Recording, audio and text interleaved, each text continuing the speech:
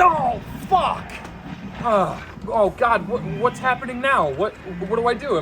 What the hell? I'm pretty sure I just got a game over or something. I have no clue.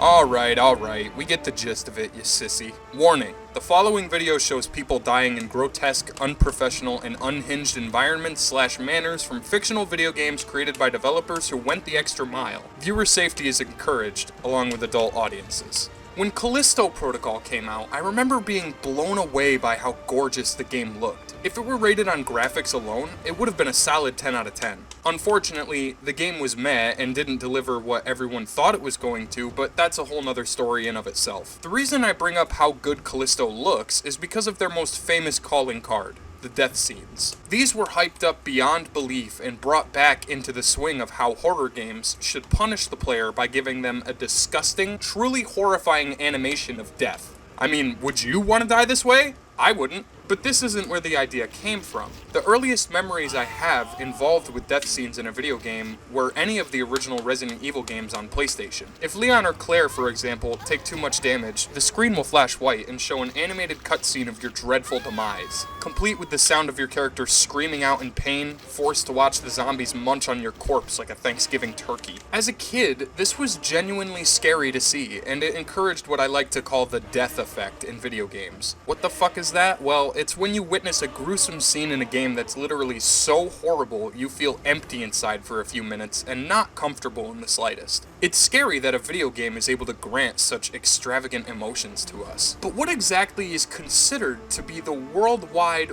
worst death scene in a video game ever? We have to firstly consider our options, because the variety of horror and bloody brutal games can't exactly be counted off the top of my head. Most famously within these perimeters is the Dead Space franchise, which people often refer to when it comes to death scenes. The creators of the original game had stated they wanted to give the player somewhat of a reward for dying by animating these grotesque and diabolical situations that none of us in their right mind would want to imagine being stuck in. Most famously is the death scene at the end of Dead Space 2 when Isaac shoots himself in the head with a javelin gun. Not only is it unexpected, but it's just fucking horrible to see. Same game, same situation. If you fail the eye surgery sequence, you're forced to watch Isaac scream in agony as his skull is crushed, slowly and painfully. If there's one way of psyching out your player, it's putting the main character through the worst possible imagined situations and forcing you to take a front row seat to it all. I'd like to think, in a way, it's educational. It really makes you not want to die or fuck up again and fear that you'll see something 10 times worse happen to your character. Or if you're morbid, like other people, maybe you enjoy watching these poor souls getting tortured and maimed in sometimes humorous ways. But in order to pinpoint the worst possible death scene in a game to date, I feel like I need to mention some scenes that have left a permanent scar on my mind since discovering them. Resident Evil 4 had a death scene where if Dr. Salvador gets too close, it's a one-tap kill no matter what. The idea of someone using a chainsaw is terrifying enough, but the fact that it doesn't immediately kill Leon if he is at full health is what disturbs me the most. There's another that shocked me at a young age, where the Novistadors will spew acid all over Leon's face, peeling it back like an orange. It still makes me wince today. You're probably wondering why the fuck I'm mentioning such morbid, horrible imagery. Well, A, it's because if I had to see it, so do you. On top of that, I feel like these sorts of things always get undermined in games. Often there isn't any creativity behind a failed attempt or action. In horror games, you have a jump scare or a loud noise with a quick flash of something gruesome. Someone put actual time into making these scenes where we can basically test our morbid curiosity to its fullest and let the enemy win just to ask ourselves, hey, what if I didn't survive this? But the hardest question boils down to which game worked better at leaving you completely scarred, or at the most, which one can't you forget? Well, Manhunt was a pretty brutal series of games back in the PlayStation 2 era, and the sequel to Manhunt was banned in almost every single country except for one due to the highly offensive amount of torturous violence in that garbage fest. I'm not even gonna give the luxury of showing off some of the footage from that game because I don't need this video to be taken down against my will. But just believe me when I say the animations for Manhunt 2 were pretty fucking awful. Do you know how fucked up and bored and truly psychotic you have to be to even consider doing something so heinous? I've hated plenty of people in my life to the point where my teeth physically hurt from keeping them grit, but never to the point where I've considered removing their fucking head. Like, wow, just get an actual therapist. To be fair, I guess your ideas of what's a worse death and what's a better death are biased and can be analyzed like normal, since it really is a matter of opinion. I mean, God forbid any of us ever have the choice, but if it comes down to it, I'm sure you'd probably choose the least grueling one you can think of. I know if I had the choice between having a puker vomit in my face until death or getting instantly crushed by a megaton superstation in space, I'd probably go with getting smushed to smithereens. I'm getting a little off topic, but that did remind me of something else I wanted to mention. I don't remember if I'm just having some sort of Mandela effect or what, but I can picture an old game that I was watching someone review years and years ago. A game on NES or Sega Genesis, I can't remember which. It was a zombie game that featured disturbingly animated death scenes for your character every time you died. For example, if you quit the game, you'd be forced to watch your character blow his own fucking head off. Like, Jesus, man, I was just trying to go back to the main fucking menu. You didn't have to kill yourself. Still, though, I've looked everywhere for this game, and I cannot find it. Someone mentioned Corpse Killer to me, but I don't think that's it. No, this isn't it.